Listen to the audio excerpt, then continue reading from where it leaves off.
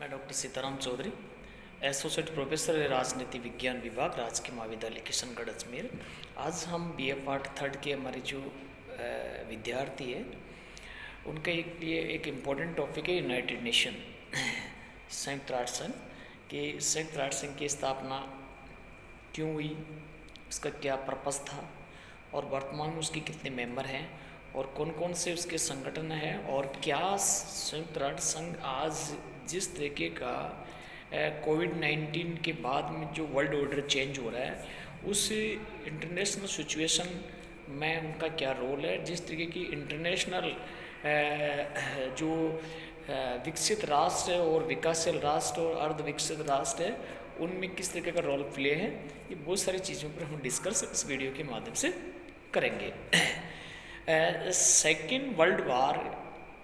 1939 से लेकर 1944 तक सेकेंड वर्ल्ड वार चला, और वर्साई की संधि के बाद के अंदर जिस तरीके की नई धुरी राष्ट्र और मित्र राष्ट्रों के बीच में एक तरीके का विभाजन हुआ और लास्ट में उसका नतीजा हमारे को एक सेकेंड वर्ल्ड वार के रूप में देखने को मिला। जब अमेरिका सेकेंड वर्ल्ड वार में इन्वॉल्व हुआ और जापान के दो जो मेट्रोपॉलिटन सिटियाँ थी, दो महानगर थे, उन पे एटम बम डाला 8 अगस्त और 9 अगस्त को, और उसके बाद में जापान ने आत्मसमर्पण कर दिया सिलेंडर, और उसके बाद के अंदर सेकेंड वर्ल्ड वार ख़त्म हो गया। उसके बाद के अंदर विश्व के जो टॉप मोस्ट लीडर्स थे उन्होंने बैठ के फिलाडेल्फिया के अंदर और काफ़ी विचार विमर्श के बाद में एक ऐसा इंटरनेशनल ऑर्गेनाइजेशन बनाने का विचार सामने रखा, एक संकल्प लिया कि फिर हमारे को इस पूरी दुनिया को आगे तीसरे विश्व युद्ध की विभीषिका से बचाया जा सके और आने वाली जो हमारी संततियां हैं, हमारी जो पीढ़ियां हैं, उन पीढ़ियों को कैसे सुरक्षित रखा जा सकता है। इसको लेके 24 अक्टूबर 1945 को 51 मेंबरों के साथ में यूनाइटेड नेशन की स्थापना कर दी, और जो 5 मेंबर थे उनको जो पूरे वर्ल्ड की जिम्मेदारी उनके ऊपर कि कोई भी इसका एक तरफा एक्शन लेके और इस यूनाइटेड नेशन को किसी भी प्रकार की अपने हिसाब से नहीं चला सके, इसलिए उनको एक वीटो पावर दिया गया। वीटो का मतलब होता है मैं मना करता हूँ, यानी कोई भी 5 राष्ट्र अगर सुरक्षा परिषद के जो स्थायी सदस्य का जो दर्जा दिया गया उनमें एक भी सदस्य ने अगर मनाही कर दी या वीटो का प्रयोग कर दिया तो वो प्रस्ताव वहीं पे खारिज हो जाएगा। इस तरीके से 5 राष्ट्रों को ब्रिटेन, फ्रांस और रूस, अमेरिका और 1971 के अंदर जो वर्तमान चाइना, उसको वीटो पावर दे दिया गया। और उसके बाद के अंदर जिस तरीके से महाशक्तियों ने इस वीटो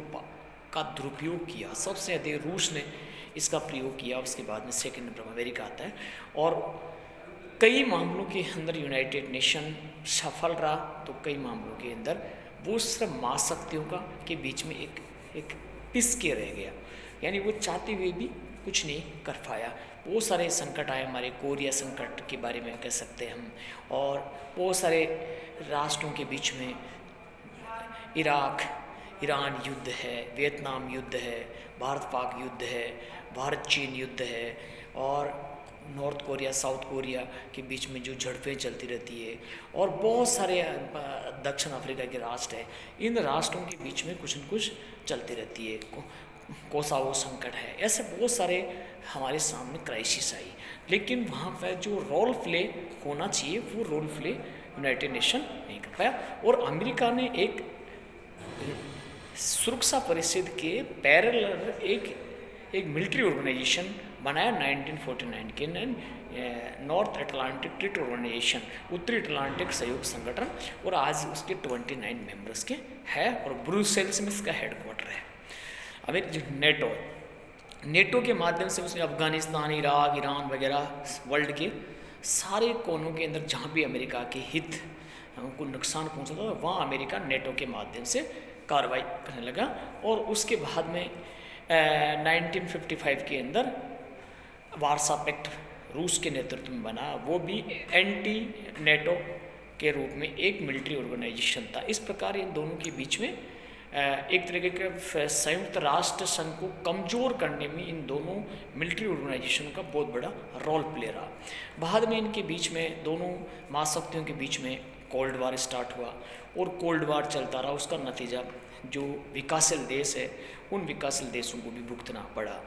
1961 के अंदर बेलग्रेड के अंदर नेहरू, नासिर, टिटो ने मिलके और गुट निरपेक्ष आंदोलन की स्थापना की, जिसको नाम भी कहते हैं।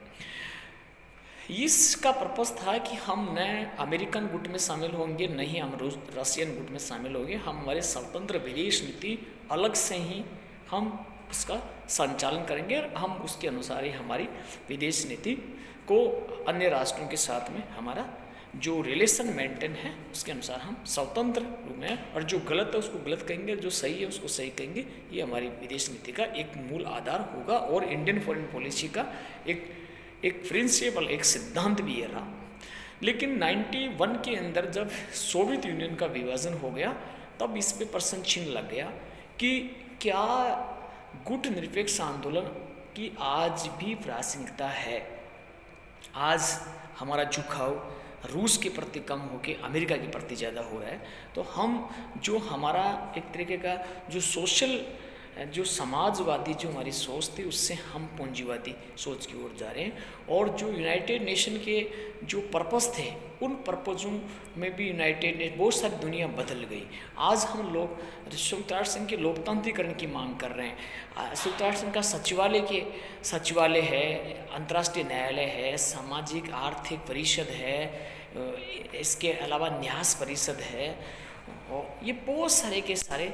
जो संयुक्त राष्ट्र संघ के अंग, महासभा है, सुरक्षा परिषद है, जिसमें 5 सदस्य उसके परमानेंट मेंबर और 10 सदस्य नॉन परमानेंट मेंबर के रूप में कार्य करते हो। अंतर्राष्ट्रीय एक तरह का पुलिसमैन का काम वो करती है। लेकिन ये सारे ऑल ओवर अगर हम डिस्कस करें तो आज जब हम 2021 फरवरी 2021 तक के आंकलन तो कोविड-19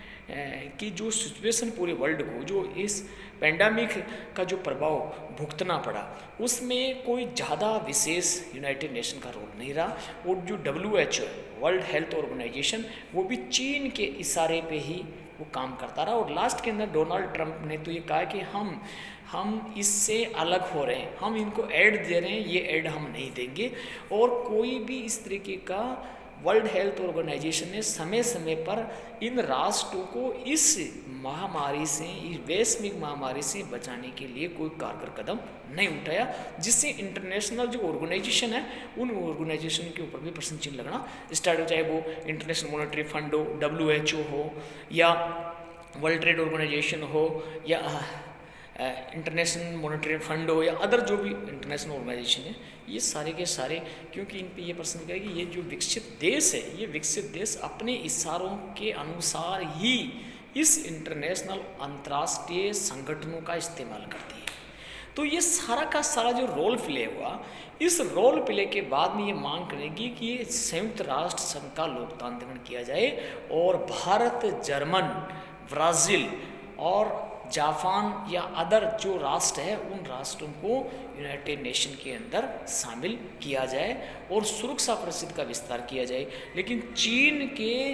अड़ियल रूप के कारण भारत की एंट्री उसमें नहीं हो पा रही, वो बार बार वीटो का प्रयोग करता है। तो ये एक तरह का दुर्भाग्य रहा। इसकी वजह से यूनाइटेड जो नेशन है उसका लोकतांत्रिकरण और पूरी दुनिया का जो आज जो 20% पॉपुलेशन जो इंडिया में निवास करती है, वर्ल्ड की पॉपुलेशन, उस इतने बड़ा देश जहाँ 135 करोड़ की जनसंख्या निवास करती है, उस देश की एंट्री यूनाइटेड नेशन में परमानेंट मेंबर के रूप में नहीं हो पा रही। चाइना ने इसको काउंटर बैलेंस करने के लिए एक एंटी G4 बनाया, पाकिस्तान वगैरह इसमें शामिल है, कनाडा वगैरह हो, जो ये सारे के सारे। तो ये सारे के सारी स्थितियों को आकलन करने के बाद में लास्ट मेरा इसमें निष्कर्ष ये है कि संयुक्त राष्ट्र संघ का ये टोटल एडेड पे है, यानी विकसित देश उसको एड देते हैं और अपने अनुसार इसको चलाते हैं। इनका खुद की फंडिंग सिस्टम होना चाहिए, खुद की पुलिस होनी चाहिए, खुद का एक इंटरनेशनल इस तरीके का मैकेनिज्म होने चाहिए कि कोई भी राष्ट्र इसकी नीतियों को, इसके आदेश को और इसके जो सिद्धांत है उसका उल्लंघन नहीं कर सके। और सारी दुनिया के सभी देशों को संयुक्त राष्ट्र संघ को मजबूत बनाने के लिए कारगर कदम उठाना चाहिए और बिना किसी स्वार्थ के यूनाइटेड नेशन का समर्थन करना चाहिए। तभी हम आने वाली पीढ़ियों को इस आर्थिक विषमता से और इस युद्ध की विभीषिका से, जो आज पूरी दुनिया एक न्यूक्लियर पावर सेंटर के ऊपर बैठी हुई है, ये कभी भी ब्लास्ट हो सकती है, पूरी दुनिया के लिए संकट खड़ा हो सकता है, कभी भी न्यूक्लियर वार हो सकता है किसी भी छोटी चीज़ को लेके। पाकिस्तान जैसे नॉन रिलायबल कंट्रीज़ के पास भी न्यूक्लियर वेपन्स है, साउथ कोरिया के पास भी, नॉर्थ कोरिया के पास भी न्यूक्लियर वेपन्स है, ईरान भी उस दहलीज पे खड़ा हुआ है, बहुत सारे यूक्रेन जैसे राष्ट्रों के पास न्यूक्लियर वेपन्स है, लेकिन उसका मैकेनिज्म नहीं है। उनको रूस का जब विभाजन हुआ तो बहुत सारे न्यूक्लियर वेपन्स यूक्रेन के पास चला गया, बेलारूस वगैरह ऐसा है। ये सारे कुल मिला के इस पे डिस्कस हम आगे की वीडियो और भी करेंगे, लेकिन ये सत्य है कि यूनाइटेड नेशन की जिस उद्देश्य से स्थापना की गई, उस उद्देश्य पर यूनाइटेड नेशन 100% खरा नहीं उतरा। जय हिंद।